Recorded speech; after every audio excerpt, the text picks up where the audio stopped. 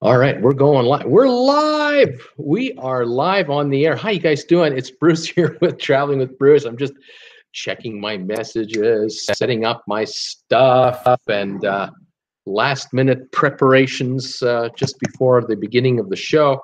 How you guys doing today? It's Tuesday, May 15th, 2018, halfway through the month of May. Wow, wow. Gorgeous, gorgeous day here in Creston, British Columbia, where I am, just 3 miles north of the U.S. border. Um, we're going to hit a high today of about, I'm going to say 80. We're going to hit 80 today. Clear sky. This might be our last day of this gorgeous weather. We're going to have a little unsettled weather coming through the next 3 or 4 days, but then it goes back to primo nice weather again. We're supposed to have nice weather around here. This area here is supposed to be very hot in the summertime. Cold, not bitterly, but cold in the winter. Cool fall, that type of thing. Perfect for apples and pears and peaches and grapes and plums, cherries, strawberries, and a lot of veggies are growing around here. This area here is an ideal. Sorry, I'm just doing my hair. An ideal growing area for farmers for high quality cash crops. Really good agriculture around here. Since the late 1800s, this area was settled just around 1890 or so, 1880, 1890, yeah. And the railway came through here about 1910. And the reason the railway came through here was not agriculture, it was mining. There was mining going on around this area, some south, some north, and silver mines and other metals were mined until about the 40s. And by the time the 1940s rolled around, 50s, mining technology had gotten to the point where certain types of mines that used to be economically viable just were not anymore, unless you had high amounts of ore that you could mine and bring out tons and tons of these materials. A lot of mines would just get shut down because they were, in effect, glorified mom and pop operations with 20 to 50 to 100 workers, and they just weren't economically viable as the years went on. In today's world, you couldn't open a mine around here. You couldn't get past an environmentalist. Not a chance could you open a mine in this area. But then again, the good news is there are no heavy-duty seams of gold or silver around here to mine out. So there is no battle between environmentalists and preservationists and miners and all that. But the good news here is that this area is known for its fantastic agriculture, its fantastic soil quality, and tourism.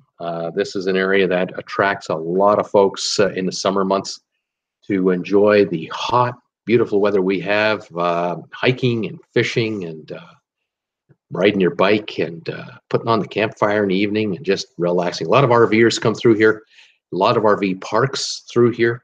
And of course, south of us in beautiful Idaho, yeah, Idaho is a beautiful place for summer activities as well. Of course, there's winter activities in Idaho, snow for skiing.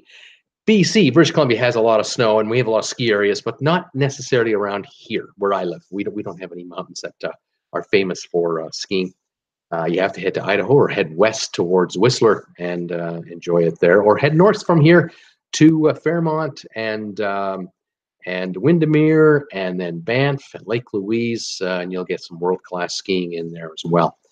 But gorgeous day today, loving it. It's fantastic. I keep looking out my living room window and I see the gorgeous green color of the leaves, the granite blue of the mountains, and then the gorgeous blue sky of the sky itself, with a few little white puffs of cloud showing up here and there. But it's just overall great. Winter is gone. It's over, baby. No more winter here. It's now just a matter of how hot is it going to get for summer, and we are warming up, and I'm happy to see that. I was noticing too, 15th of May, you know what that means? That within 3.5 to 4 weeks, we reach the longest day of the year. We haven't had any hot weather yet, and we're already going to be at the longest day of the year. And then the days get shorter. I keep thinking about that, going, how can that be? How can it be that the days get to be the longest days of the year, and then they start getting shorter, and then we get hotter for like the next 2 months? How does that work? But that's how it works. And of course, in the wintertime, we have our shortest day of the year in the first 2 weeks of December, and we have our coldest days in January, February. So yeah, it doesn't turn around there either. It's kind of a delayed thing. But yeah, that's what's going on. So welcome to the channel. Welcome to my show. We love talking about cruise ships here. If you're new to my channel, we talk about cruising and going on holidays and new ships and old ships and ports of call and cruise deals and you name it. I have some news today that I'm going to kind of relate to you that I came across today that I personally found very interesting, and it's quite this is telling. It's the future, Marty. The future. I'm going to talk to you about the future, and this is interesting. This really is, I think, a revealing in a big way. Anyway, we'll get to that in a minute.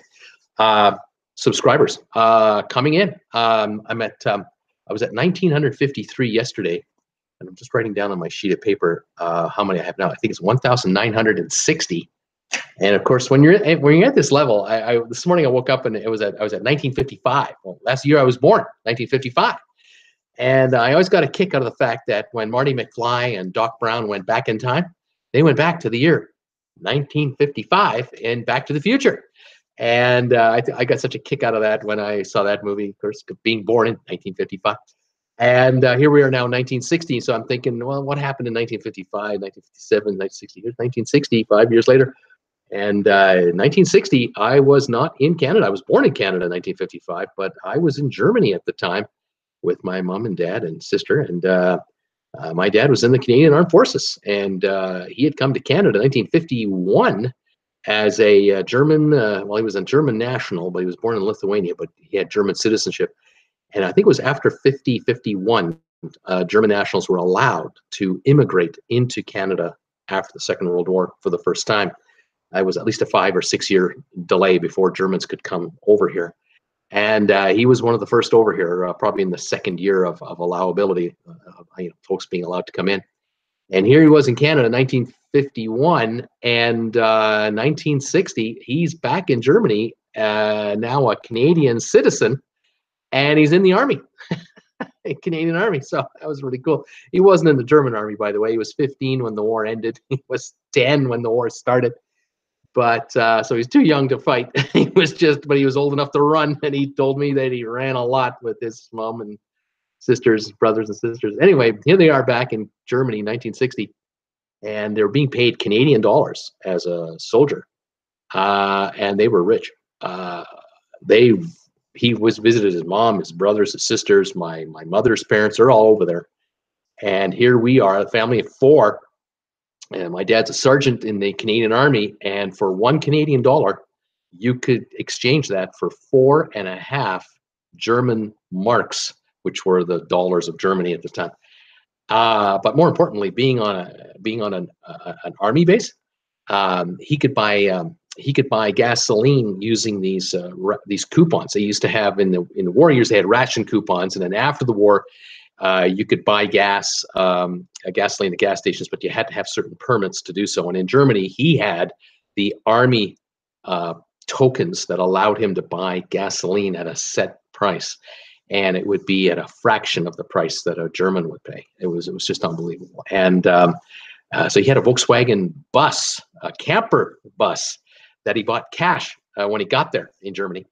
And he would buy himself gas, and relatives, he'd buy gas. He'd have like 4 cars following him into the gas station. And he would say to the guy at the pump, "Don't turn off the pump. Just as soon as you fill up mine, just keep the pump on, and we'll just bring the next one in. We'll bring the next." And he would buy gas for the relatives. And they would get a tank of gas for a quarter of the price that they would normally pay. But also being a part of the Army, he could buy on the base cigarettes, duty-free, tax-free, coffee, sugar, bread, mind you, bread you make, but all the basics of like chocolate, cigarettes. Oh my goodness. Whenever he and my mom and dad would come to my grandparents' house, my mother's mother and father, every visit, he'd have a bottle of something. It didn't matter what it was. And he had a carton of smokes, and he had a big old tin of coffee. And I'll tell you, my grandparents, they hoarded this stuff. They hoarded it. This is 1959, 60. And my parents were buying this for pennies on the dollar. because they were in the Army, and that was one of the benefits about being in the service. Unbelievable. Apparently he told me that he saved $100 a month in his savings account for every month he was in Germany. And that was over 3 years. When they came back to Canada, he had saved cash in his savings account, $3,600 plus whatever interest they were making in those years. They bought a house just outside of Toronto in Bay Ridges, Ontario, 1962. And the house was $12,000. My dad had $3,600 cash. I think about that today. Today, a typical house in outside of Toronto, out there in Bay Ridges, you're talking $750,000 at least for the house they bought. It would today be $750,000. And he had the equivalent of 30% down, like at 30% cash up the house. So that's $225,000 today. Can you imagine being in the Army for 3 years and being deployed in Europe at a NATO base with your family and coming back to your home country and having in your checking account, your savings account, I mean, $225,000 in cash plus the interest you're earning? Unthinkable. Army members today, they don't come home with anything. They come home with PTSD issues and all kinds of mental stress, and they're broke and they can't find a job. And I mean, the difference between then and now is unbelievable. But yeah, that he told me that story. I heard that story as a kid, didn't mean anything to me. I heard that story as a teenager, didn't mean anything to me. But when he told that story to a friend of the family, when I was about 30, 35, it registered then. Then it took. Then I went, what? How much did you say? What? How could that be? You're in the Army and you say, well, how much money? And he would tell me the price of a car in those days and the price of a house in those days.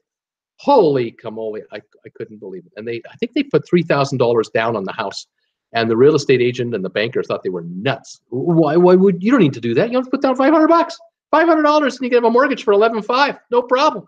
The payments on an $11,000 mortgage. Think about that today. Can you imagine having a mortgage for $11,000?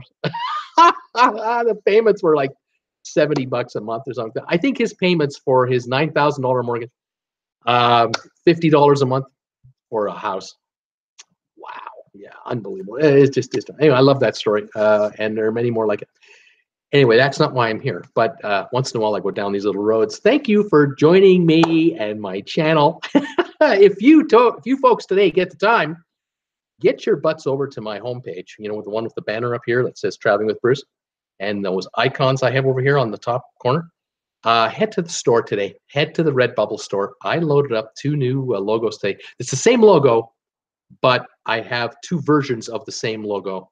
One is perfect for dark colored shirts, and one is perfect for light colored shirts. And you'll see what I mean when you get over there. Click on the latest logo. You'll see it. You'll go, that's brand new. I haven't seen that before. And check out these new ones. You can only get the logo on T-shirts and coffee mugs. In one instance, you can only buy it on clothing.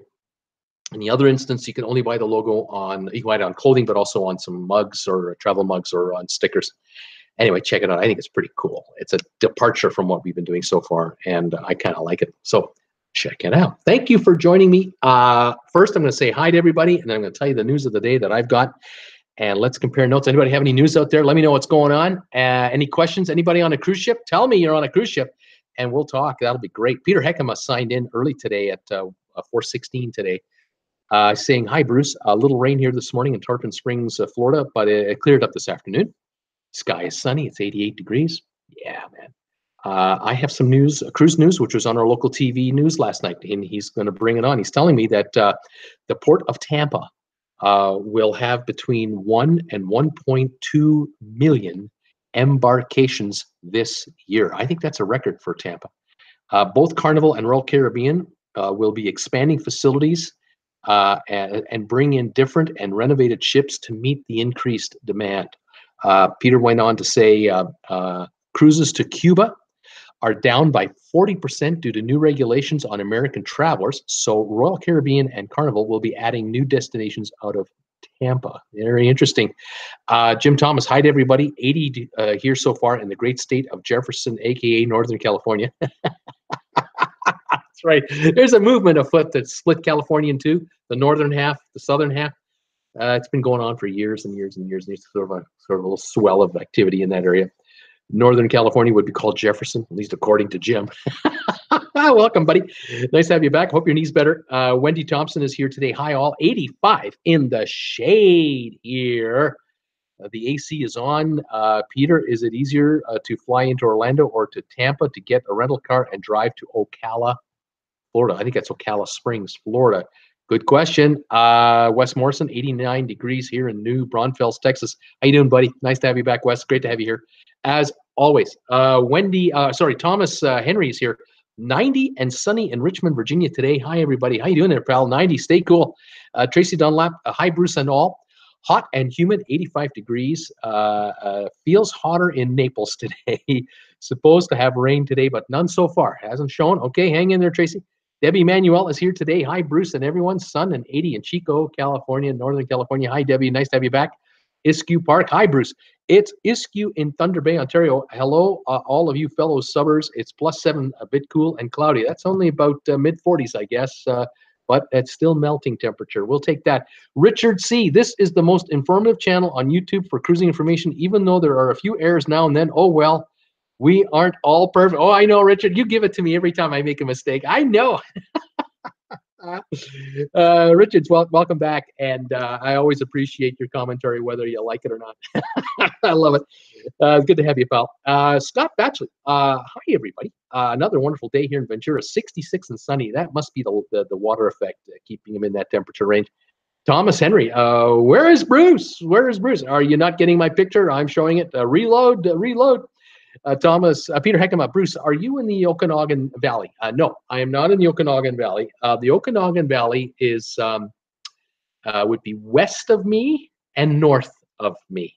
Okay, the Okanagan Valley, if you look at a map of BC, is probably smack dab in the middle of lower British Columbia, and beautiful area, but they're suffering from flooding and issues. They had flooding last year too, but this year other areas of the Okanagan are having issues with a lot of water, and we are not. And we didn't have any issues last year. We don't have any this year. I will probably never have flooding issues to worry about because where we are in Creston, our town is up in elevation, and the Goat River and the Okanagan Lake, or is that, no, what's that name? Whatever it's called. It'll come back to me. It's much lower in elevation. They're about 300 feet below us, 200 feet below us. So we're up quite a bit in elevation height from around here. The runoff goes past us and keeps on going. It doesn't stop here.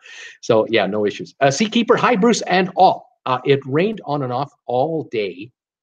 We reached 85 here in southern Florida. Currently, it's 83 Fahrenheit. Storms may be headed this way by 7 p.m. Thumbs up.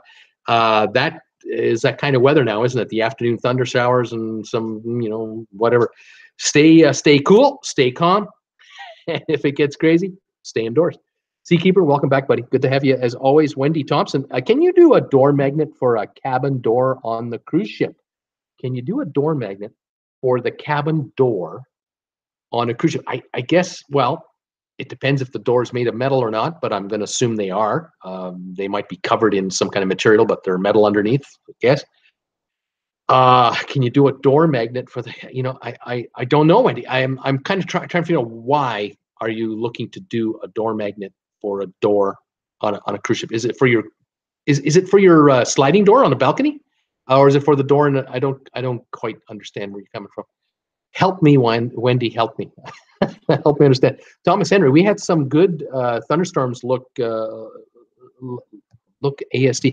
I can't quite figure out what you're saying there, Thomas. Spelling errors there are thunderstorms last night. That's what he's saying. They had thunderstorms last night. Okay, I got you. Paul Wilgus, hi, Bruce and all. 82 and raining here in Virginia.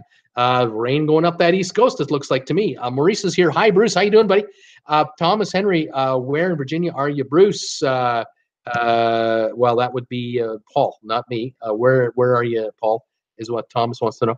Maurice, 32 days till the MSC Seaside. Thomas Henry, I mean Paul. Oops, that's what he said. Paul Willis, Thomas, I am in southwest near, it looks like Wyethville, Wytheville.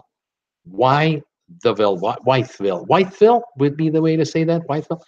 Randy Lucas, greetings, Bruce, greetings and all again today in Lodi, California.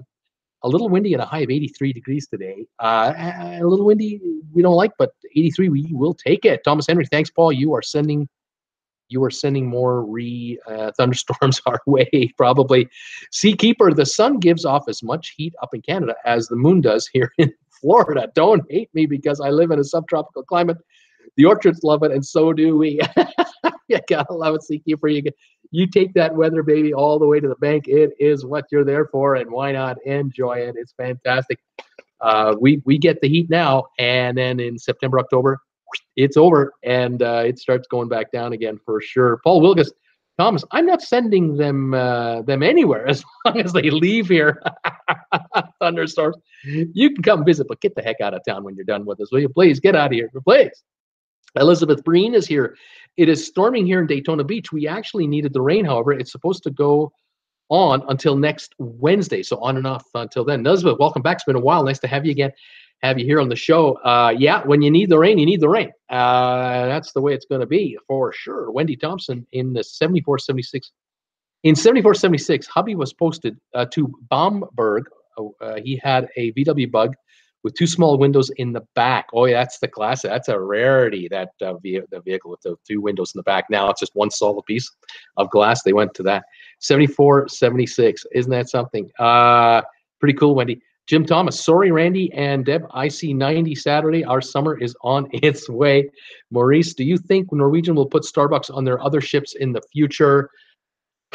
Maurice, I think they have already done so. I'm trying to remember.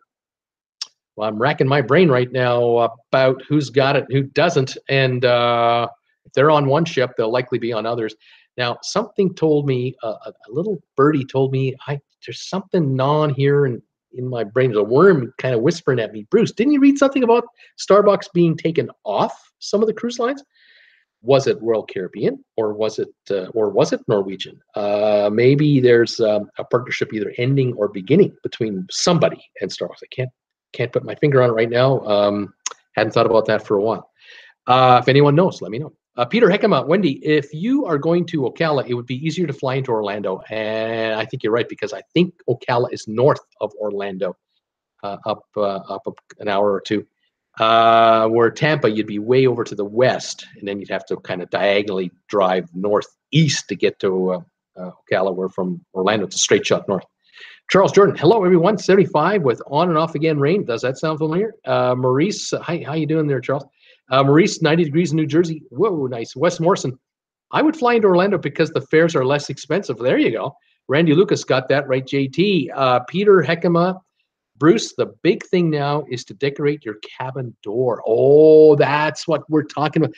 So you're talking about putting you're putting something on the magnet on your door on the outside to kind of decorate it up. I gotcha. All right, okay. I'm so not with the times. Okay, I figure out what you're doing. Iski Park decorating the main entrance door to room my guest. Wendy, the hallway door. So you decorate your door. Elizabeth saying we decorate our doors on the cruise.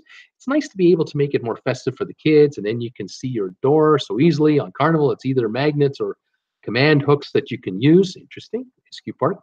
There's a mailbox slot holder outside every room where messages are left from friends or the ship staff. Yep, that's right. Wendy Thompson, thanks, Peter. Maurice, Bruce, do you watch Cruise Tips TV on YouTube? A little bit, not much, but a little bit. I know of them.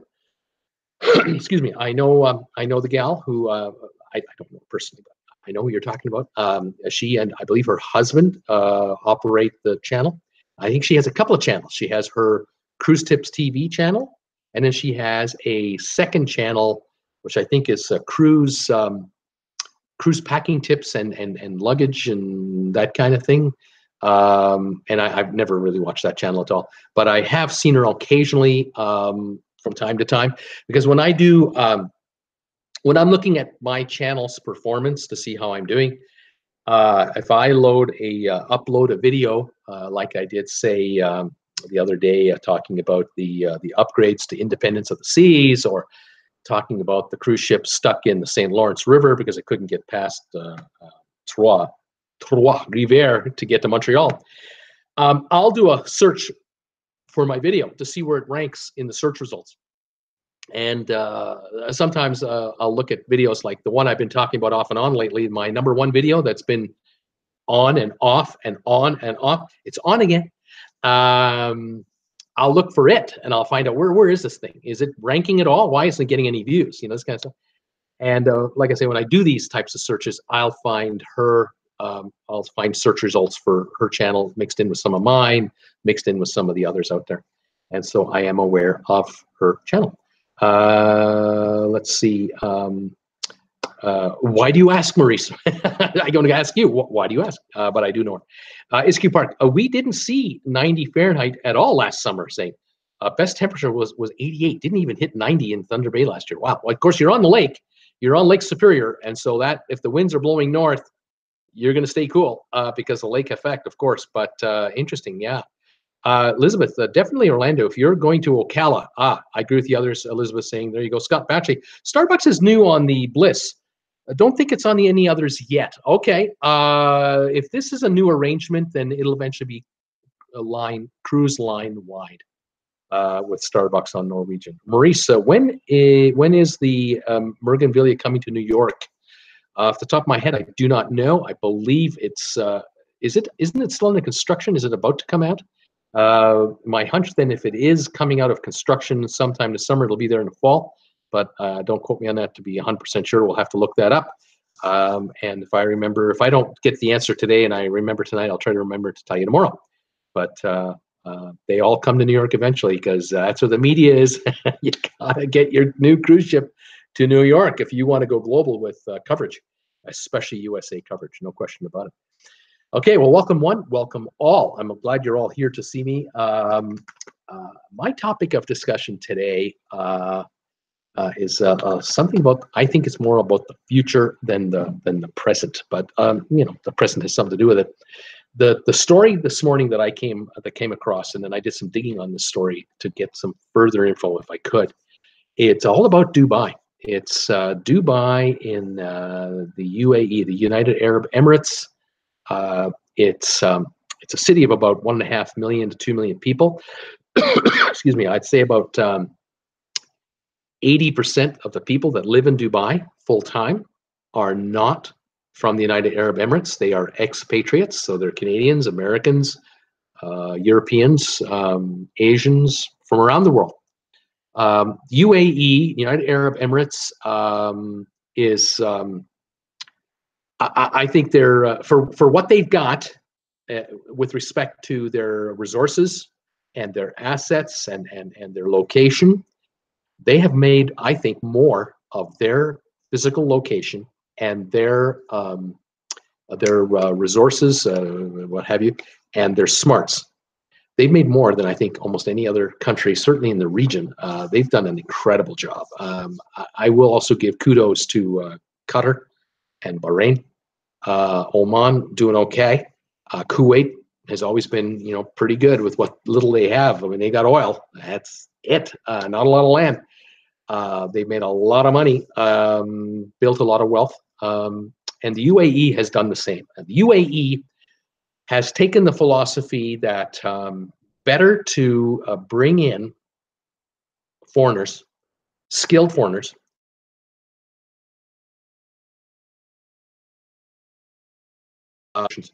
to build our country because we don't have enough people to do it ourselves. We're a collection of little, I don't even know what the word is. I don't want to. I'll use the word fiefdom, but I don't want to be quoted on that. But there's little regions in Dubai that have now kind of come together. United Arab Emirates. So these emirates have sort of become one. And the cities of Abu Dhabi and Dubai are the two main cities in the United Arab Emirates, and they have transformed themselves dramatically since the 70s to today. There are photos on the internet and YouTube videos out there showing both of those cities back in the 50s, the 60s, and the rapid change to today. And in the 90s and the 2000s, so 20 plus years ago, it really began to happen for Dubai and Abu Dhabi. And the mentality was, we have oil and gas reserves, but not an infinite supply. And what we do have is a geographical location that is perfect and ideal to operate an airport hub through for not only air passengers, but also air cargo. And Dubai went with a very strong economic platform that included having duty-free economic zones in Dubai for the transfer of goods, because they realized we're the halfway point between Asia and Europe by sea. And by air, we're the halfway point between Europe and Australia. And we're an excellent gateway for India, Pakistan. And again, from Asia, like I say, to Africa, there's a great gateway there. And despite all the odds, this small country, United Arab Emirates, created two national airlines, one out of Abu Dhabi, one out of Dubai, and are circling the globe daily with these brand new aircraft that they buy from Airbus and Boeing to become basically those two manufacturers of airplanes. They're kind of the top, they're in the top 10 in size for customers. These guys are huge with regard to how much money they throw Boeing and Airbus. Both the Emirates Airways and I always pronounce it Etihad Airlines out of Abu Dhabi, but I'm probably saying it wrong. Nonetheless, in Dubai, the thought was we're going to build a world-class airport here that will welcome travelers from all over the world as a perfect transit hub to be coming or going and or come here and stay a while. And they also decided we're going to create a financial center, and we're going to create an insurance center, and we're going to have economic zones where there's no taxation. We're going to live off the economic activity that these businesses will generate for us. We're going to be very business friendly. And we've got a lot of energy here to power air conditioners and keep Westerners cool. We'll have power for elevators and street lights and you name it. We will build out infrastructure like you cannot believe. They have highway systems, port facilities, airports, and now a mass transit system that is becoming massive in scale as far as volume goes. Well, today, the announcement was made official. It's been rumored for a while that a major cruising hub would be created in Dubai. And today, it was officially released through the media in the Mideast, and it's started to trickle through the internet here, that Carnival is the first cruise line to step up and sign a formal agreement with United Arab Emirates to develop a massive new cruise terminal in the city of Dubai. However, if you know anything about going on a cruise, if you know anything about cruising, and if you watched me or other channels, you can cruise into Dubai right now. You've been able to cruise in Dubai for years. They have a cruise terminal. They've got the QE2. The QE2 cruise liner is there. It was picked up by Dubai interests for $100 million back in 2008, turned into a hotel, finally, just opened up just about a month ago.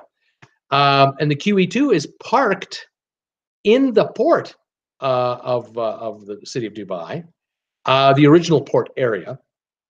And just around that ship, just nearby, cruise ships come to call. And cruise ships have day visits into Dubai all the time, not uncommon. Now, a number of cruise ships, a couple of them, have been using Dubai as their home port for 7-day cruises in and around the area, Oman, over to Bahrain, to Qatar and back, but only a couple. And generally, Dubai has been known as a place where cruise ships come to visit, maybe spend a couple of nights there, allowing folks to see the sights of Dubai proper, do a little bit of shopping, that kind of thing, and then they head on their way. This announcement today with Carnival changes everything. There's going to be a brand new, and I mean from scratch, brand new marina, port facility built simply for cruise ships to home port in Dubai. This is no longer a cute little place to come and visit for 6 hours and off you go. Oh no. No, Dubai has decided to compete with Miami, to compete with Port Everglades, Port Canaveral. They're going to compete with Southampton. They're going to compete with, you name the port as a home port.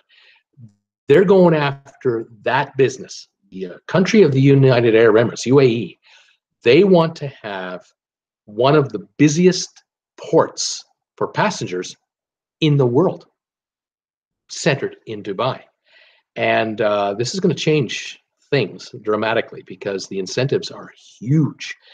They're interested in putting together, to give you an idea of the kind of future we're talking about. There will come a time where whether you're from the US, maybe not so much, but perhaps you'll fly nonstop into Dubai, which you can do now, but you'll be able to buy a ticket, a deal, a vacation package deal. It'll be a one-ticket deal where you will fly into Dubai either from the US, Canada, Europe. You tell me the city. There's 64 of them now that fly into Dubai alone. Asia, Australia, anywhere. You'll fly into Dubai. You'll be put up at a hotel for a day or two, at least, and you'll acclimatize to the time change. And then you'll board a cruise ship.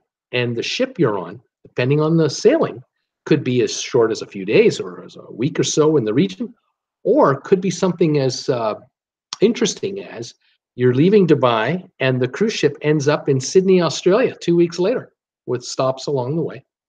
And if you're from Australia, you're only flying one way. You're flying to Dubai to catch the ship and coming back to Australia. On the other hand, you might be getting on the ship in Australia, taking a cruise to Dubai and flying home from Dubai back to Australia. Americans will fly to Dubai, take a cruise, and then fly home to America from wherever they happen to be dropped off at. Or they do a back-to-back and come back to Dubai, of course, and then come back home from Dubai.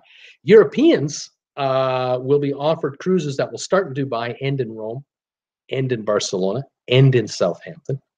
There'll be those kinds of cruises, a ton of them. And these cruises will go the other direction, same route, same ports or similar ports on the way back. Dubai is looking to become a major cruise center because they figured it out. They know what Miami knows. They know what Fort Lauderdale knows. When passengers use your hometown to start or end a cruise, they sometimes stay a while. And if you can get them to stay a couple of nights prior or after a cruise, you're talking big money. And we're talking big money for the hotels, the taxi business, the car rental business, the local transit, the local tourism locales, the cities themselves, restaurants, hotels, add it all up, souvenirs. It just goes on and on and on. And Dubai has decided, well, since we're already a major hub for airline travel, we probably run the 5th busiest airport in the world, if not busier than that. Why don't we add cruisers to the mix? And they'll fly in and out of our airport too, on top of all that, and they'll use our home port. So they're now going to build, and this will be open by October 2020. This is a year and a half from now, folks. It's up and running. Think about this for the United States and Canada. I laugh. I hear announcements all the time here in Canada, and I see them in the U.S. And I know you folks in America, you see it all the time. That the city of New York is going to do this new blah blah blah, and they'll be ready in 5 years, and it's 2 years late and triple the price. It's all screwed up. The big dig in Boston, 10 years late, 10 times the cost. Dubai is talking about building a port facility. To give you an idea how big this is, when it's completed in its entirety, that's not 2020, but by 2020, just this first stage, they'll be able to handle 3 cruise ships simultaneously at the 2 terminals that they're building. But the end game plan is to handle 6 ships simultaneously, 4 terminals, departure terminals, arrival terminals, 25,000+ passengers a day capacity. All right, 25,000 passengers a day in a month is 750,000 a month. That's 9 million a year. Miami, right now, the world's busiest port for passengers, cruise ship passengers, 4.8 million passengers a year. It's going to blow Miami out of the water. Now, they will tie Miami in about 4 years. This is coming very quickly. By 2020, they will be running about, I did the calculations earlier today, they'll be running about 3.5 to 4 million passengers a day probably within the first year of 2020. Once they get the thing up and going, it'll take a year. They'll max it out at 4 million. But by the time 2022 rolls around, 2023, that's only 5 years from now, they'll be running 5 to 7 or 8 million passengers a year through Dubai. And they need to build hotels in the area, which they are. They need to build a massive shopping mall in the area because it's going to be passenger friendly, people friendly. That's in the plans. They're going to build a 45-story tall lighthouse facility as a beacon. They don't need it for naval purposes. It's actually for show. A 45-story tall lighthouse with a viewing platform on the top, of course. That'll be up and running by 2020 or shortly thereafter. They're talking about adding cafes, restaurants, convention facilities. This thing's going to be beyond massive. The size of the port, just for this new thing, will be larger than Monaco. They want to be the Monte Carlo, the Monaco of the Mideast. That's what Dubai is looking. Just Dubai, the city of Dubai, in this particular project. Now, I don't have dollars for you. They didn't quote dollars. Carnival signed a contract. Dubai signed a contract. The sheikh, the authority figure, all signed and sealed. No dollars mentioned, because it's not. It doesn't matter how much money it is. They have it. It will be done. You want it? We'll build it, because we know if we build it, they will come. And Carnival is saying, well, we got Holland America, we've got Princess, we got Cunard, we got Carnival ships themselves, we have P&O Australia, we have P&O from Europe, we have Costa cruises from the Mediterranean area, we've got as a Seabourn, all the lines that Carnival operates, the single largest cruise ship line in the world. They're first off the mark to lock in their spot into Dubai. They're not getting hoodwinked by having Royal Caribbean sign first, and then they're waiting in line to get in. They're in now. And now Royal Caribbean and Norwegian and MSC will have to follow suit as quick as possible. Don't worry, there'll be room for them. They'll have enough room for all of them. But it's stunning to me. It's absolutely stunning. I was looking at some stats today. I'll just mention here. I wrote some of this stuff down. Excuse me. Miami, 4.8 million passengers a year. Port Canaveral, 4.2 million.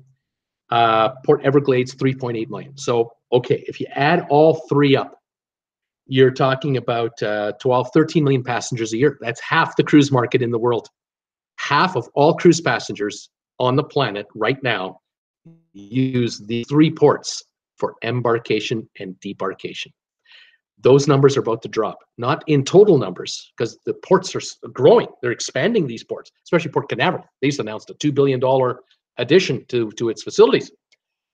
But Dubai is coming to town, and Dubai is going to get a percentage of the action. Now, everybody knows that the cruise business is growing fast, 5-6% a year and faster. Dubai estimates, the estimates from the Dubai authorities are that there are now 27 million passengers a year now using cruise ships.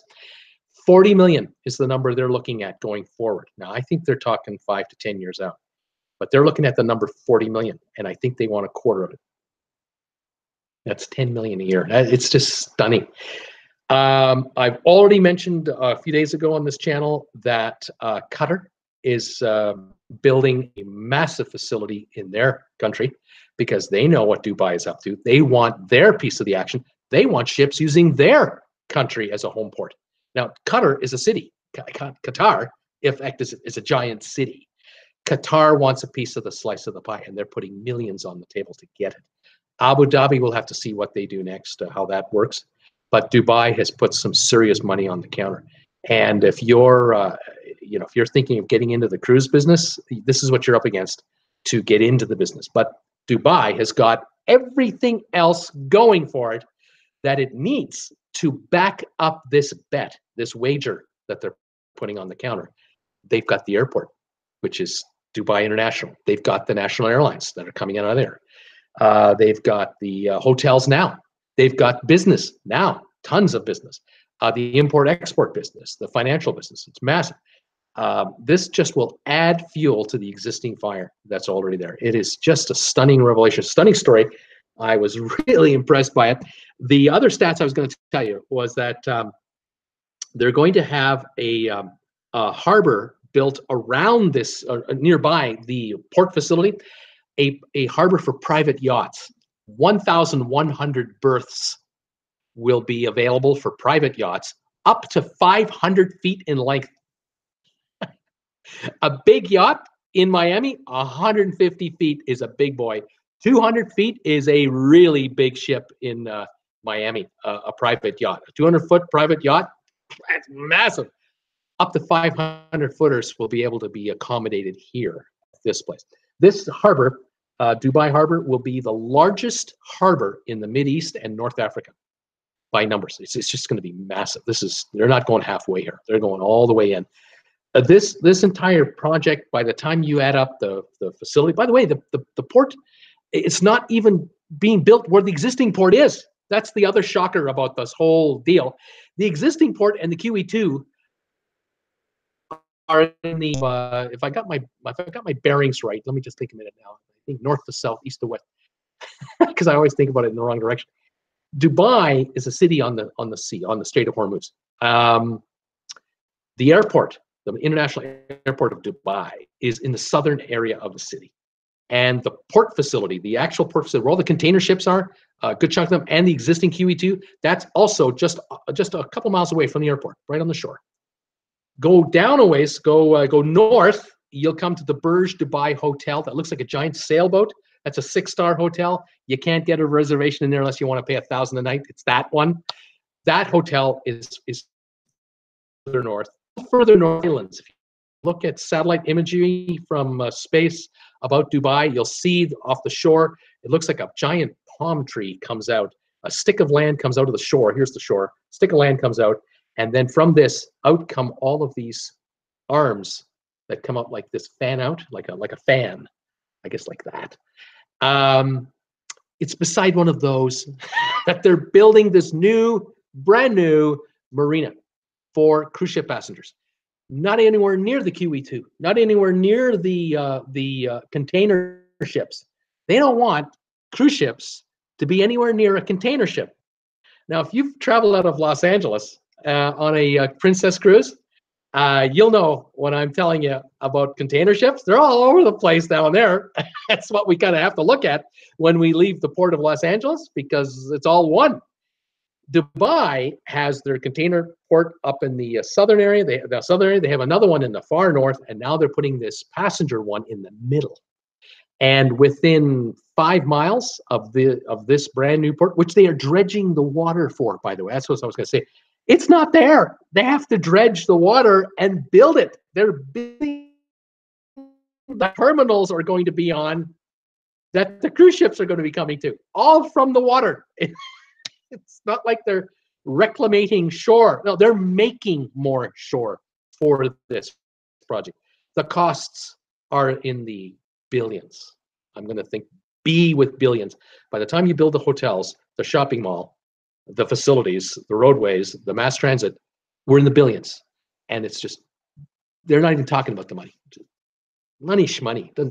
Just build it. Just build it. We have the money. Just build it.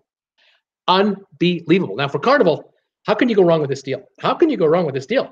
They will probably pay a fee on a per passenger basis. They will probably pay a flat fee of some kind of a rental arrangement, some kind of a lease deal. But Carnival will probably be thrown incentives by Dubai, where Dubai will say, well, you know, if you bring us 500,000 passengers a year, we'll charge you so much per person. But if you bring us double that, we'll charge you less per person. It'll go down. The more passengers you bring us, the more profitable it'll be for you guys. Whatever brand you want to use. You got all your brands. Mix them all up all you want. This is a field day for Carnival. It'll be a field day for Royal Caribbean, Norwegian. They'll all want in. Is very business friendly. No taxes. No taxes. So if Carnival has the option of doing business in Canada, the United States, or in Europe versus Dubai, from a perspective of net return on the money, they'll go to Dubai. Dubai is open for business. They want their share of the action. They're going to get it. They've got the dollars to spend. They'll lose money for a decade. It won't matter. It won't matter. It's called an investment. It's incredible. It's absolutely incredible. I'm pretty impressed with what I've read so far. I will make a video about this whole story a couple days from now. I hope to have one put together, but there's just so much to this story, so many layers to this story behind the port facility. It's incredible. I think we are going to hear a lot about it as the years go by, and I would not be surprised if we end up eventually even from North America. We will probably find the advertisements show up on the internet where you can book a cruise on Holland America from Dubai for 10 days, 2 weeks, and it'll include airfare from wherever you are in North America right to Dubai on Emirates, a brand new A380 aircraft, double-decker aircraft, in top-notch brand new airplanes. Just unbelievable. It's just going to be amazing. Let's see who's saying hi and who I'm missing so far. Desi Wagner, hi Bruce and all, 66 and humid in the Chicagoland area. How you doing, Desi? Debbie saying hi too. Paul Wilgus, Bruce, did you see Dawn's new video today about the guy that is suing Celebrity Cruise Lines because he burned his feet on the deck on one of their ships while in Greece? I did see that. Let me get to that in just a minute. Paul Wilgus, he is suing for $6 million because they should have had signs warning that the deck was going to be hot. Tammy Ray, good afternoon, everyone. Popping in while packing for camping. 29 degrees in Calgary again today. Very nice, Tammy. That's nice weather. Good time there. Loves to travel. Hi, I'm late again. 81 outside. My husband wanted me to look at his garden. Looks the same as it did 2 days ago. Ha ha. Oh my goodness, Nina Frank. Does he not know at 5 Eastern what's going on? Has he no concept of time? Nina, hi Bruce and all. Still summer in Sweden. Fantastic. Paul, laugh out loves to travel. You love that story. Tammy, love that story too. Maurice, what are some of the 5-star lines? 5-star lines would be Holland America. Celebrity would be another one. Viking would be a minimum 5, probably 5.5. Disney, minimum 5, if not 5.5. Royal Caribbean, very close to a 5-star, 4.5 to 5-star. The new ships, the big ones, probably 5-star. The older ones will be 4.5. Carnival will be 4s. Princess 4.5. Some of the newer Princess might be 5. But that's kind of the area I'm talking about. Let's see here. Tammy Ray, I go and look at my garden probably 3 times a day, laugh out loud, like it's going to grow up that fast. Oh my goodness. Pamela Jordan, hi Bruce and everyone, just waking up from a nap, but I'm here now, laughing out loud. Welcome, Pamela. Wendy Thompson, good afternoon. Nina, me too, Pamela, but here it's sleeping time late in Sweden. Yes, loves to travel. Bruce, maybe you could trade that big RV in for a big cruise ship. We can go all go on a cruise with you. Good idea, Tammy said. Maurice, do you think that cruise ships will get bigger than the Oasis class ships? How big is big when someone says enough's enough? Good question. That's a big question being asked in every boardroom right now on these cruise ships. Like, how big can they get? Maurice is also asking. Tammy, you would think a huge ship would sink. Kind of scary to me, but I think continents just float, maybe. Loves to travel. I've never been on the Oasis class size of ship, but I don't think I would like it. I like the smaller ones. Loves to travel. Going on to say, you can sure tell Bruce loves talking about cruising, and I love to listen. Seakeeper, Archimedes, the principle, tells us that as long as the ship displaces more water than it weighs, dead weight, it will float. But there is something to be said about smaller ships. I love them. You betcha, Seakeeper. Tammy Ray, the biggest ship I have been on was the Carnival Dream, and my husband thought that was almost too big to walk. Aha. Charles Jordan, so if Dubai takes away the overseas passengers that fly here to cruise from Miami to Port Canaveral, this could start a price war. Charles, that's a good question. Charles went on to say, between the cruise lines for the remaining passengers located here in the U.S., Wendy Thompson, Charles, that would be a nice price war. Okay, let's go to that topic just to kind of complete this Dubai story. I was thinking about that too today, about wondering, well, gee, if Dubai becomes a big factor in cruise ships, will there be a price war between ships? Well, yes and no, because it's all about the airfare now, isn't it? Those of you who are fortunate enough to live in Florida and who love to go cruising, you got her made. You've got Tampa over here, you got Port Canaveral here, you got Fort Lauderdale here, you got Miami over here, and you even have the Keys. Pick your cruise and go. Now, as long as you pick a Caribbean cruise, for the most part, but you can pick a cruise that visits a few, Central American spots or Mexico, or you could pick a cruise that goes up to New England and Canada, of course, depending on the time of the year, and or Panama Canal, or through or a repositioning cruise. So there's lots of choices for Floridians. And you know what? If you're 62 years old like I am, and I just moved to Florida this year, let's say, I'm thinking for the next 10 years, I got choices for 10 years of cruising. Now, by the time I'm 72, I might be so old that I'm dribbling now, and I don't remember what day it is, and it won't matter anymore whether I want to go on a cruise because no one's taking me. My cruise days are done. I wouldn't know the difference. So fair enough. From Dubai's perspective, they're not trying to steal Miami passengers, really. They're trying to create their own. But what they are saying to the cruise lines is consider this a whole new area to offer cruising from that you've never done before. Because only a handful of ships have ever used Dubai as a home port to this point in time. It's only been a few years. But Dubai has proven itself to cruise lines a very profitable place to stop, to bring passengers to, and also start and end cruises at. Even with the basic facilities that they've had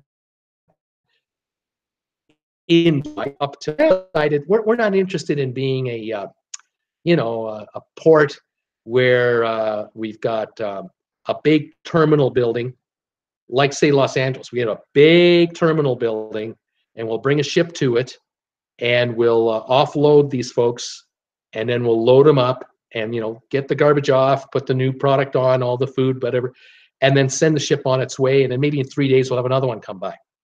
And the passengers who get off the ship in LA, what do you do in Los Angeles, the port of LA? You don't hang around there. You either get on a bus and get to the airport and get out of town. You get on a bus to a nearby hotel, or you grab a cab to a nearby hotel, or you grab a cab to our car rental agency and then enjoy yourself. But you don't hang around the port of Los Angeles. There's no shopping mall there. There's no entertainment there. There are no nice hotels there. It ain't pretty. It's a cargo facility center surrounded by these massive container ships, and it's noisier than heck, and it ain't pretty. It's not pretty. Dubai's decided we're not going to operate like that. No. We're going to operate a passenger-friendly environment where the cruise ship is part of the ambiance of this area. And the area itself is a must-visit destination, and the cruise ship fits into it rather than, well, it's just a place to dump people off and pick up new people and go. I use the LA facility to park my car in the parking lot for a week so that Jen and I could take our cruise, get back, grab the van, loaded the bags, and we get the hell out of there. Well, that's not making that area any money. I mean, all those folks within a 1 mile radius of that port facility in LA, they're making $0 from me because I'm getting in to get out. Where in Dubai, I fly in from North America. I might stay in a hotel there in that region and watch cruise ships for 2 days that are coming in and out all the time until it's my turn to go. During the afternoon or in the evening, my wife and I can head to the local shopping mall, catch a show, or do a walkabout because they got the waterfront. It'll be very pedestrian, very pedestrian friendly, rather than being in a container ship docking port area where all the ruffians hang out. I mean, this is a whole different level of quality. So they're trying to carve their own business and their own style out of this. So they're creating cruising. Now, yeah, maybe Norwegian, maybe Carnival, Royal Caribbean, they may divert a couple of ships of theirs over to Dubai from the Caribbean, which would then be a negative for Carnival, for Caribbean cruising, because there'll be less supply in the Caribbean because these ships are being diverted to the Mideast, to this new lucrative market. That would be bad news for Floridians, because cruising will go up in price, not down. On the other hand, talking about 3, 5, 7, and 10 years from now, by the time Dubai is fully integrated itself into the business, giving the cruise companies plenty of time to add capacity, new ships, new ship designs for their various territories. And of course, if the business as a whole, then forget the big three. We got to add Viking, MSC, don't forget about MSC, and other cruise lines will add ships and capacity to their fleets to satisfy the increased demand. Now, there again, could mean a nice high supply of ships all over the place, and the price will be affordable for the masses, which is us. So that would be kind of cool. Now, to answer this question about the old man burning his feet on a cruise ship, I did see that story today that Don posted. Don's family vacations. He was talking about this older gentleman who usually was getting around the ship in a walker or wheelchair, and he decided he wanted to go for a swim, and he walked across the deck.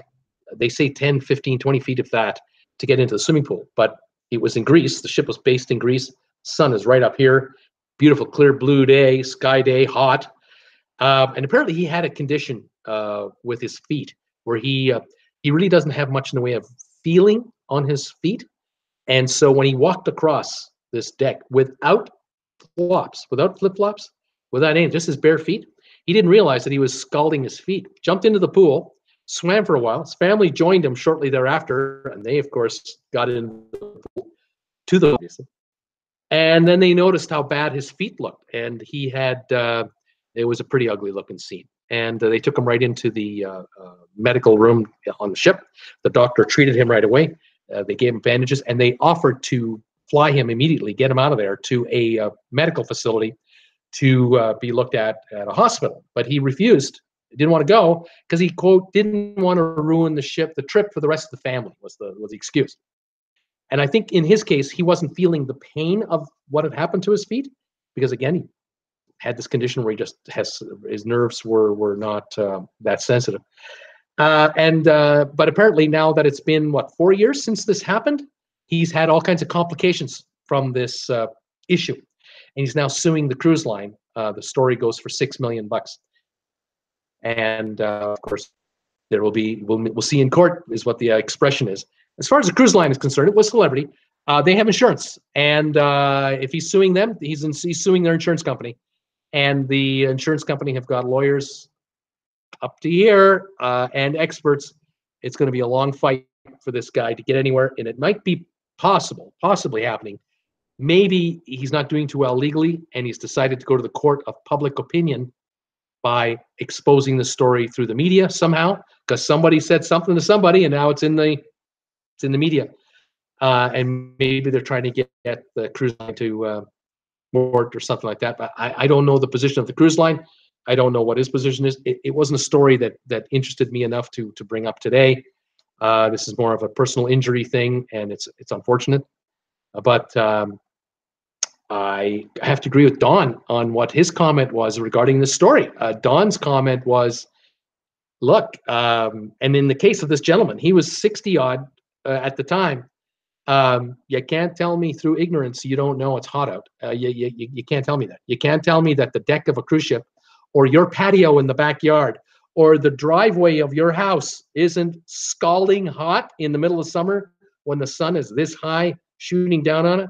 You don't walk barefoot on your driveway in the middle of July. Are you nuts?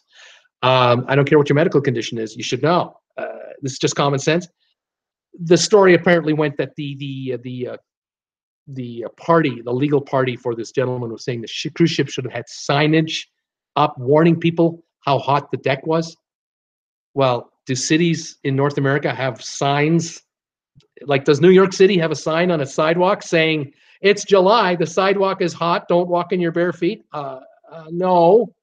There's something called common sense. And I don't care if you're on a cruise ship, you're in a backyard, you're walking on a tennis court. It's hot. You should have some footwear on when you're walking on these surfaces. That just makes sense to me. But again, I'm not the judge, and I won't have to make the final call on that. Anyway, that's the story, and that's my 2 bits worth. That's all I'm going to say. Charles Jordan, between the cruise lines for the remaining passengers located here in the U.S., wondering what competition. Charles. Wendy says, Charles, that would be nice. Maurice, do you think they will make a movie on the Costa Concordia ship? Maurice, I don't know. Haven't made one yet. Some of these stories, so they make a movie within weeks, right? This one here took a long, long time. This story took a long, long time to play out. I mean, obviously, the event happened. Then they had the weeks of nonstop coverage while this was a new story, and then it got quiet. But then we were getting these so-called what would I say, 60-minute reports. Like once a year, 60 Minutes would go down there, check that ship out, what was happening, and then they were giving us updates on how they were trying to right it, float it, and take it away and scrap it. And that's all been done, and it's no longer in existence. It's all gone. It's been scrapped away. No movie. So I don't know what to make of that. Charles Jordan, let's put it another way. The people that come here to take a cruise go to Dubai instead. Yeah, Charles, good point. Loves to Travel's asking, I forgot, where's Dubai? And Dubai's in the Middle East. Okay, Dubai. Okay, you've got, I don't happen to have a map handy, so I don't want to do this on the air live, but you've got Saudi Arabia here, Yemen down here. Like you've got Saudi Arabia upside down. You have the sea here, and over here is Egypt and Israel and the Mediterranean Sea up here. Saudi Arabia here, and then you have Iran here, and in between the two is the Strait of Hormuz. And you take that Strait of Hormuz to get all the way up to Kuwait, and off to the left is Iraq, and off to the right is Iran. And Dubai is on this shoreline here, and Iran is on the shoreline here, the strait. Sorry, I'm in the middle of it.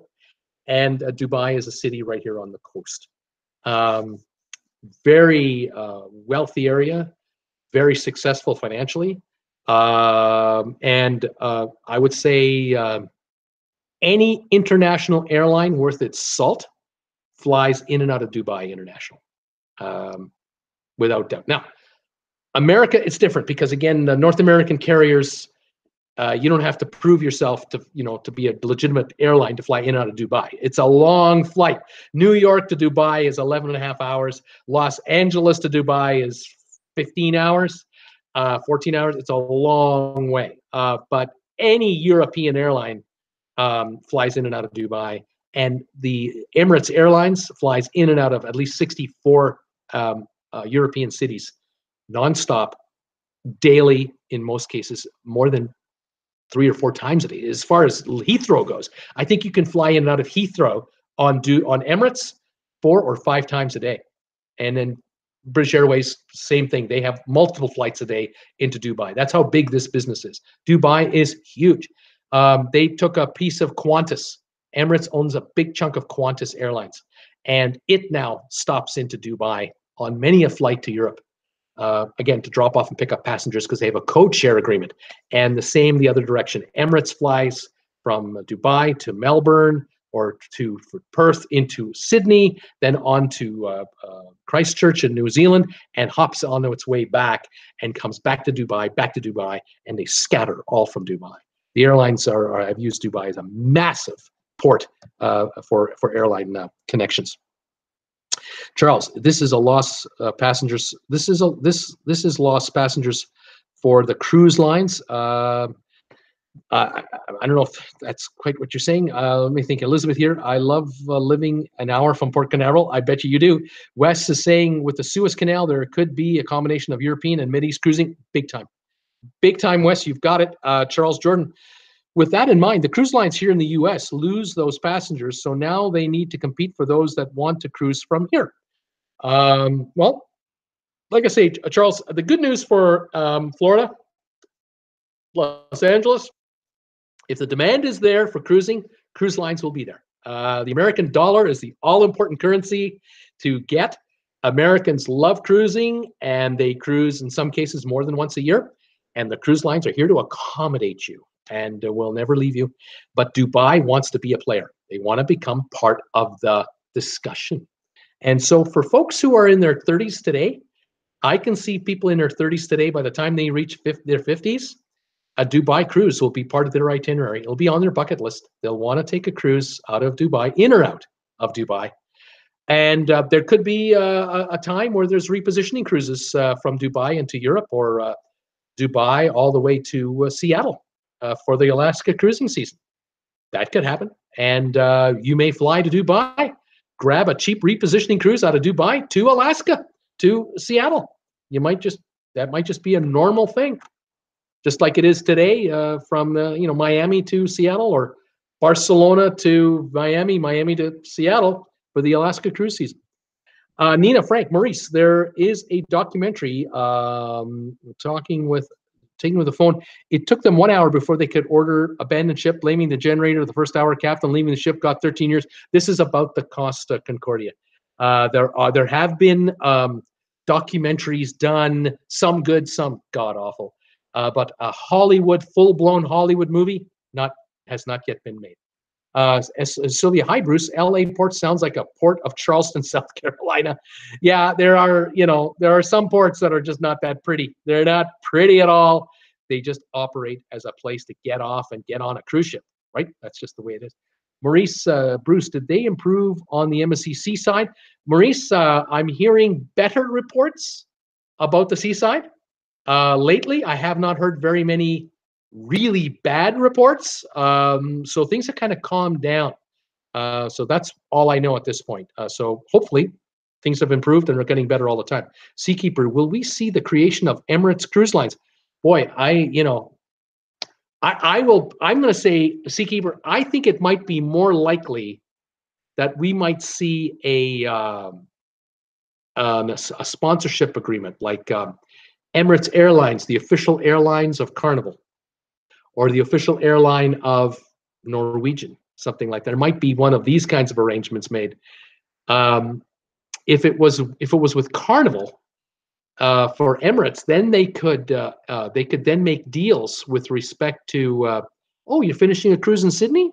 Oh, okay, no big deal. And you're on a Carnival ship? Oh, well, you can get on an Emirates airplane from Sydney to Dubai, to London, or Dubai, hang out a while, and to New York or Los Angeles and come back home that way. And you'll get a deal. Or you can get an all-in pricing deal with Norwegian and Emirates, or Carnival and Emirates. This could happen. I wouldn't put it past it. We'll have to see how this goes. This will be future developments, Seakeeper. We'll watch for that. Maurice, I'm going on that ship in like a month from tomorrow. Maurice, I'm feeling good for you. I'm feeling positive for you and the Seaside. As long as you're not on the 4th level inside or 5th level inside, you should be okay. If you're higher up, got a balcony room, I think you're going to be just fine. I'm crossing my fingers, Maurice. You are going to tell us all about this too. I'm dying to hear from you when you get back. What is it going to be like for you? I'd love to know this. Nina, Maurice, the buffet was a disaster, she said. I've had bad reports about the buffet, but you got to let us know what you think. You may only have one meal there. You may find that you only have breakfast at the buffet and it's fine, but you don't eat lunch and dinner there because you're eating lunch and dinner somewhere else. You let us know. Again, everybody has their tastes and, their way to go. Michelle Lucas, hello from our big ass RV. A little R&R, swimming, fresh air, cooking. Still miss those cruise chefs and stewards, but love the open road. Yes, ma'am. Nothing wrong with that, but I hear you. You are on 3 back-to-back cruises on the what was it, the Regal Princess, and 2 Caribbean cruises, and then you ended up on a repo all the way in Copenhagen. Long day. Copenhagen, what a great set of cruises that was. But now you're in your big ass RV, a little different lifestyle. Rita Freeman, hi. Midnight here in Malta, sailing on Thursday on Oceania to Greek islands. Watch cruise ships sail in nearly every day from my balcony in Valletta. Rita is from Sydney, Australia, if I've got that right. And you flew to Malta last week. And I'm glad you're here. It's just fantastic. You're still in touch with us. I'm quite looking forward to hearing from you about your cruise, the Oceania. You're going to be on a nice cruise ship there on that line. I'm quite curious if you're going to, hoping you have a nice cruise. I'm sure you will. and let us know how it's going. That'll be fantastic, Rita. Nina, in Greece, you burn your feet on the sand even if they're wet. Paul Wilgus, yeah, common sense would tell you it might be hot. Loves to travel. Sand can get really hot. Nina Frank, common sense. Yep, that's the word. Jim Thomas, no, we cook eggs on sidewalks. That's your sign. Yeah, that's another sign. Elizabeth Breen, even the sand here in Florida is hot as heck. We use water shoes on the cruise, especially for the kids. Exactly. Common sense. Maurice, why is room service not free anymore? Because, Maurice, the cruise lines have decided that it got to the point where people were using the service, being that it was free, using it for a lot of little things rather than for a real serious purpose. Now, again, I'm guessing, but I think the other guess that makes more sense, money. They can get away with it. They figured out why offer room service for free, or what are we, crazy? Why don't we charge a $5 handling fee, $10 fee, whatever it is? They'll pay it. Guess what? They're paying it, but people are using it less. And the ship has decided, the cruise lines, they've decided in the last 10 years, we're not going to feed you guys anymore exclusively in the main dining room. No. We're going to have specialty restaurants. And we'll give you a couple for free, and the rest we'll charge you for. And at the beginning, 10 years ago, 12 years ago, they started with a $15 charge, $10 charge. All it was, $10, just an extra $10 to go into the specialty restaurant for the Italian food. And $20 or $25 for the steakhouse. That's all it is. It's just $25. Today, how much is it to go into specialty restaurants? Yeah, I think Johnny Rockets is $10, or going to be pretty soon. Just getting a burger and fries are going to run you 10 extra bucks in Johnny Rockets. You want to go into the steakhouse on the brand new Symphony of the Seas? Folks, you know how much it is out there. It's what, 70, 80, 60, 70, 80 bucks and more.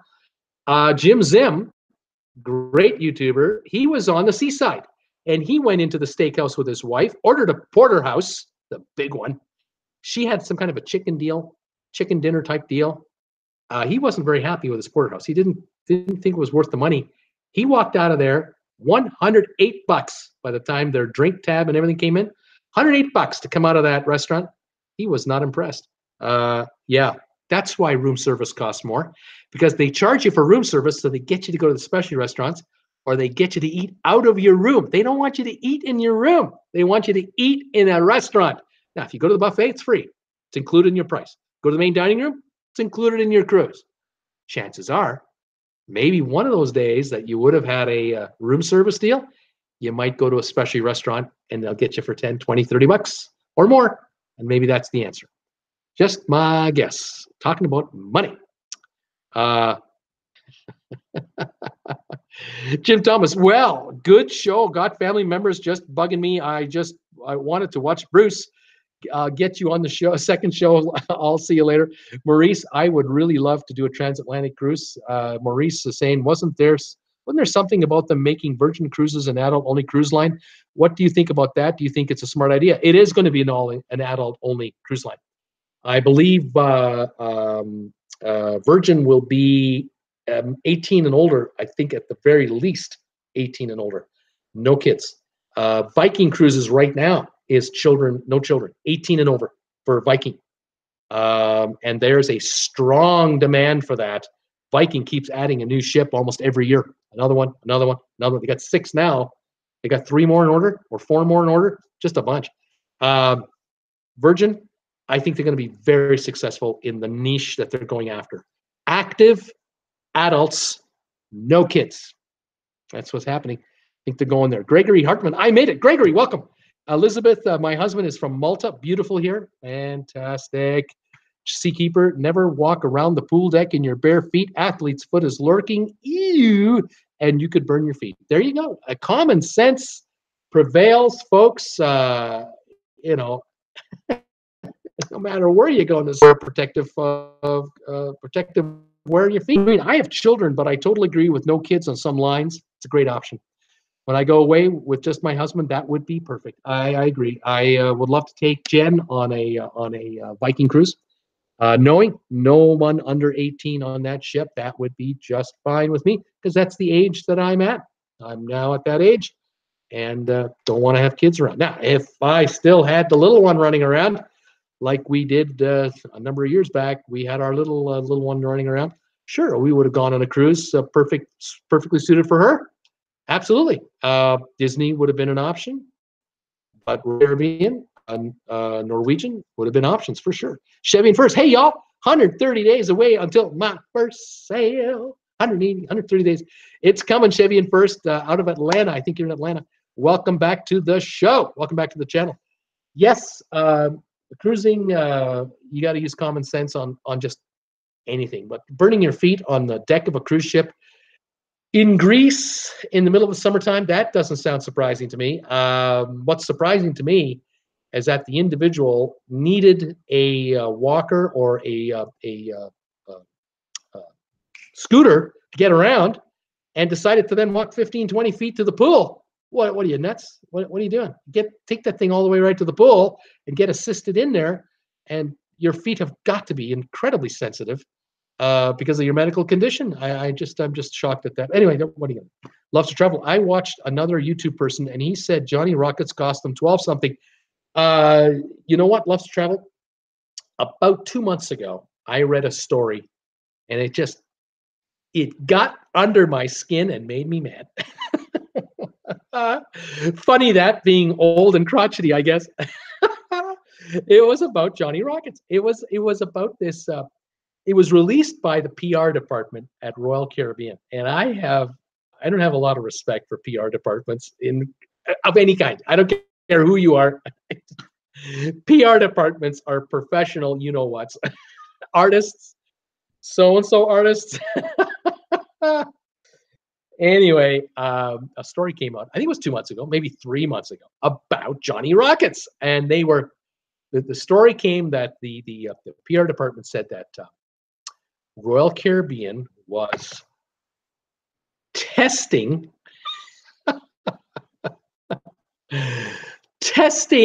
a new pricing policy for Johnny Rockets. And I'm thinking, a new pricing policy for Johnny Rockets? What could that mean? Less? No. We're not going to change prices ever? No. More?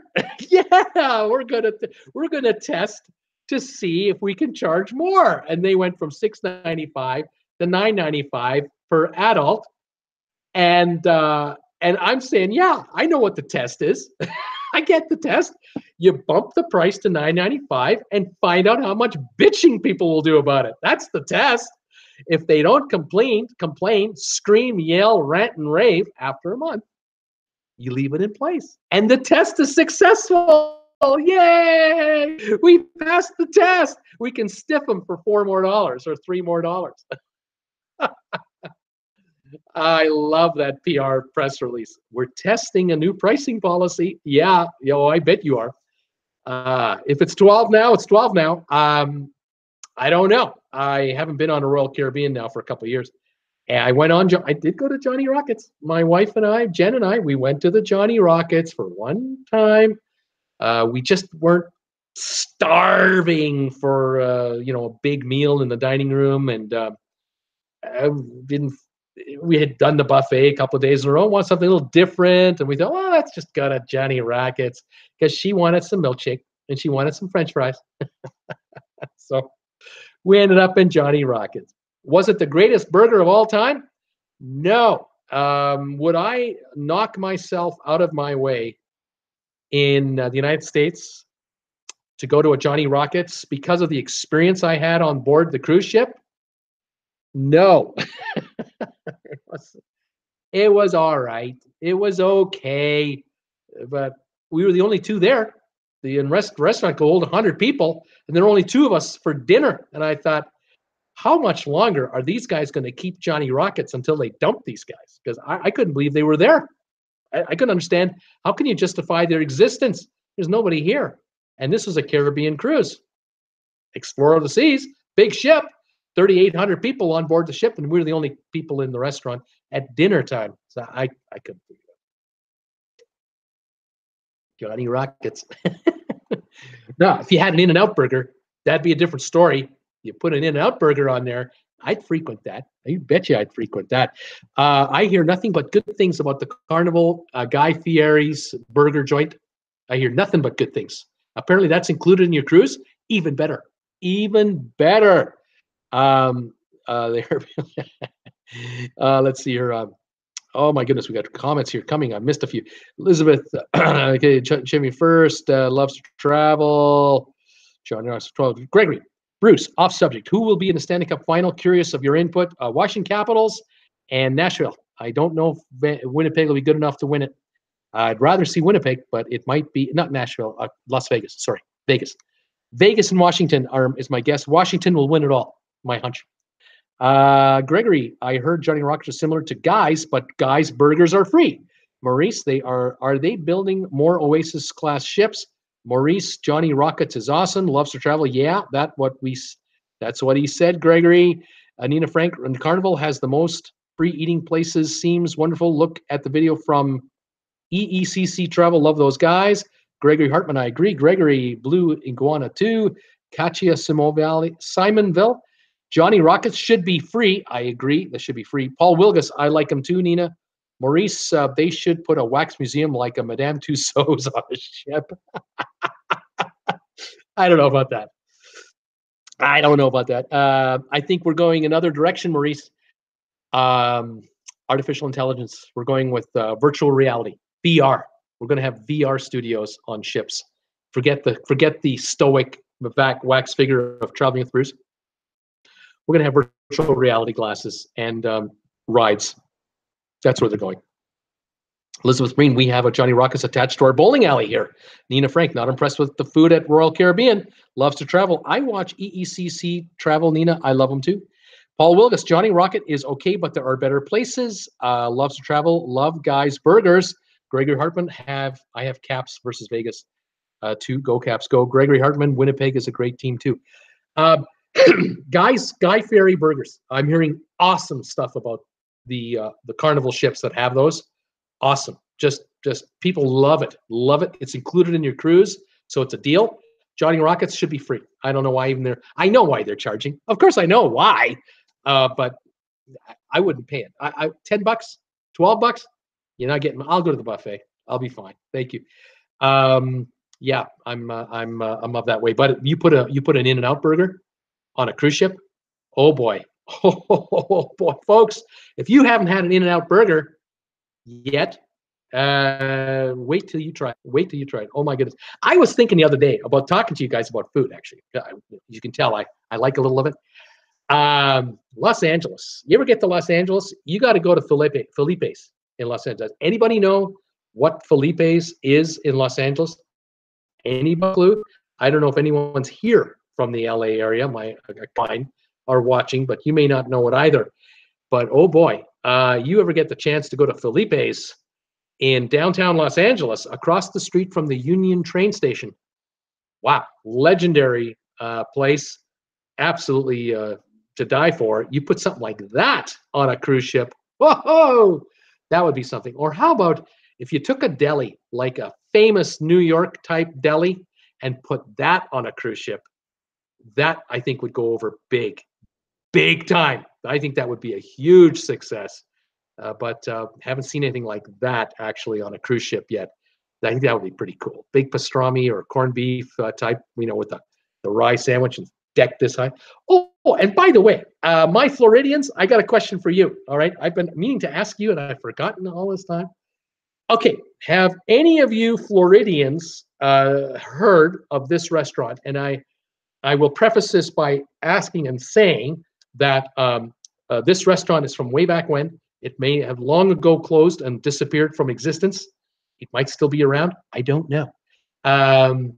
And those of you who are Floridians today may not have been Floridians back in the 70s, where I'm coming from here. So I preface all that by just doing that first. Okay, here's the question. Do any of you know of a restaurant in the Miami area that was called either Rascals or Dirty Rascals? Something like Little Dirty Rascals? Anything like that? Does anyone ever recall the name of a restaurant that was named something along those lines? And I'll tell you why in a minute. It's not that I'm playing trivia with you, but I'm kind of playing trivia with you, aren't I? Paul Willis, I agree with the deli idea. Yeah, deli would be cool. Nina Frank, there's a free deli on Carnival, she says. Thomas Henry, yeah, put a Jersey Mike's on the ships. There you go. Something really authentic, right? An authentic Jewish type deli, that kind of style, and with the corned beef and the pastrami. Oh, the big pickles, the sauerkraut. Oh, the rye. Oh, the rye, the lox, the bagels and the lox. Oh, the lox. Oh, that'd be cool. Peter Heckema, Little Rascals. Peter Heckema, Little Rascals. Was that only one location in Miami, or was that did that become a chain of restaurants over the years? I'd be kind of curious. Paul Wilgus, yeah, that would work for me too, Thomas. Talking about Mike S, putting on Mike S Deli on the cruise ships. I'm just curious about Little Rascals, because here's the story about Little Rascals. The year is 1970. I was 15, and Mom and Dad decide, you know what, we're going on holiday, and we're going to drive our brand new Ford Econoline van with the vinyl seats, the two bucket seats in the front and the two rows of vinyl seats in the back, non-reclining, no air conditioning, 6-cylinder van with the windows that used to open up on a little angle from the side, you know, on steel cage with the sun beating down on it, and windows all around the van. Oh my goodness, a passenger van, Econoline van. Dad decided we're going to drive the van with the family down to Florida, and we're going to leave from Southern Ontario, Kitchener-Waterloo, Ontario, where we were living at the time. We're going to go all the way down to Miami Beach, and we're going to take, I think we did we must have done a 3 or a 4 week holiday. It was a long one, the longest holiday I've ever taken with my parents, with the family, and loved it. Ended up in Ocala Springs. Ended up in, this is pre-Orlando. This is pre-Disney World, unfortunately for me. We ended up in Daytona Beach. We ended up in Miami. So we end up in Miami Beach. And nearby, not too far away, is a restaurant called Little Rascals. And apparently it had just opened within the year. It was brand new, relatively brand new. And we went there. It was a deli.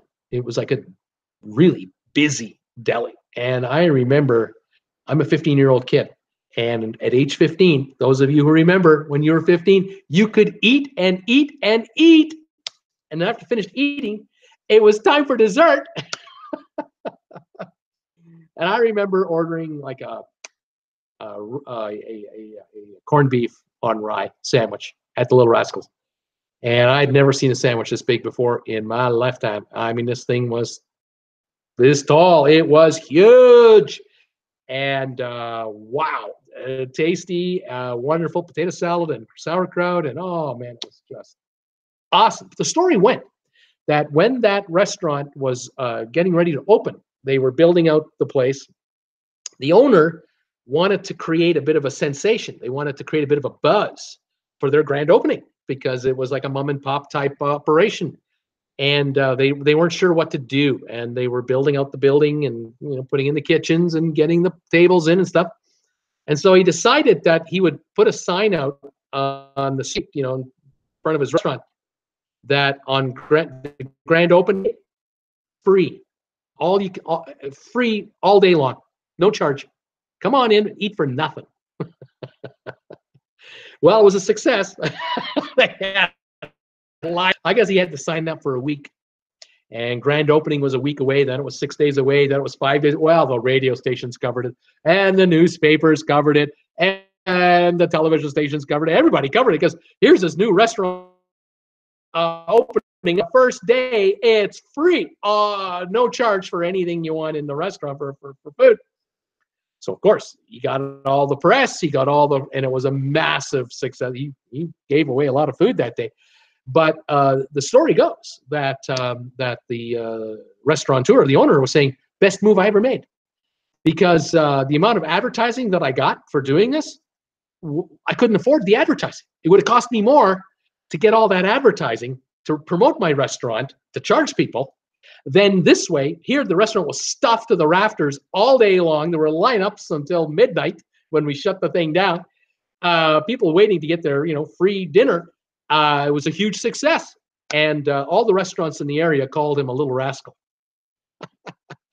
And the story was, I'm told that the name of the restaurant was going to be something else, but then everyone called him that dirty little rascal, and he ended up changing the name of the restaurant to Little Rascal. Little Rascals. And that's the story that I'm told was the story. I want to know if that's true. I want to know if there are more than just the one, or did it fade into oblivion over the years and go away? I don't know. So I was kind of curious about that. Anyone know? Oh my goodness. What do we got for comments here? Just double checking. Jersey Mike's, good idea. They need snow cones. Debbie loves to travel saying. Thomas Henry, second on that. Loves to travel or shaved ice like they have in Hawaii. Paul Wilgus, all the Vegas hotels have the New York delis, so they really should have them on cruise ships. I agree. I think they should have a full-blown type deli operation going where they are preparing. They're preparing the corned beef days in advance, the pastrami and everything. But then again, it might be so labor-intensive that they don't want to give it away. Well, make it a specialty restaurant, I say, and I'm sure it'll work. I'm sure it would work big time. I think it would be very, very popular. But that's me. Ideas there. Peter Heckema, Little Rascals had only one location. Okay. Had the one location, Miami, I'm assuming. Where in Miami? I don't know. This is 1970. I was 15, many years ago, but I never forgot the story. And the food, when we were there, we had, of course, had to pay. Packed lineup to get in, packed. Someone told us there's lineups every night at that time to get into this place. That's how good the food was, and people were happy to pay to get it. It was that good. Pretty cool. I have enjoyed the odd deli once in a while in New York, but I can't name one off the top of my head. And love them, but I do know that they are a dying entity. Slowly but surely, delis in New York are disappearing because of the rents. The landlords want a chunk of the action, and they want the chunk that's called the profits. And these restaurateurs are going, I don't work for free. I don't make sandwiches like in a deli for you. I make them so that I can make a living. And I'll pay a fair rent, but I'm not going to pay extortion. So they walk, or they get kicked out and get replaced by chain restaurants. And you know what that is. Not the best quality. Anyway, Paul Wilkes, you're making me hungry, man. You're killing me. All right, well, that's it. We are at, what time is it now? 6:36. I'm on at 8 o'clock. Trivia. I've got questions ready for you guys. See if you guys are on the ball tonight. And we'll have some fun with some trivia tonight at 8 o'clock Eastern time. Thank you for the thumbs ups today. How are we doing? I got 20 thumbs ups, 2 thumbs downs. So somebody didn't like my long-winded stories, but what are you going to do? It's just the way it is. Thanks for all your questions today. Very good questions came out today. Very good. Debbie got to bug out now. We want to see you all back in just over an hour. You got it, Debbie. See you at 8. Thanks for the thumbs ups. Thanks for your encouragement. Thanks for visiting my store. Check out my new logo on the store today. Just loaded a new one. Thanks for any and all contributions to my existence. PayPal is the preferred way. If you make a donation to me, please use PayPal. Don't mind super chats, but PayPal pays bills. It's fantastic. Bye, everybody. Thomas saying, Pamela saying, we'll see you soon. Have yourselves a good one. For now, this is Bruce on May the 15th, 2018, saying thanks, everybody, for joining me for my early show. I'll see you at 8 o'clock tonight for my next show, and then tomorrow night, 5 o'clock Eastern. As usual, I'll be on again. All right, catch you later, or I'll see you tomorrow. Bye for now.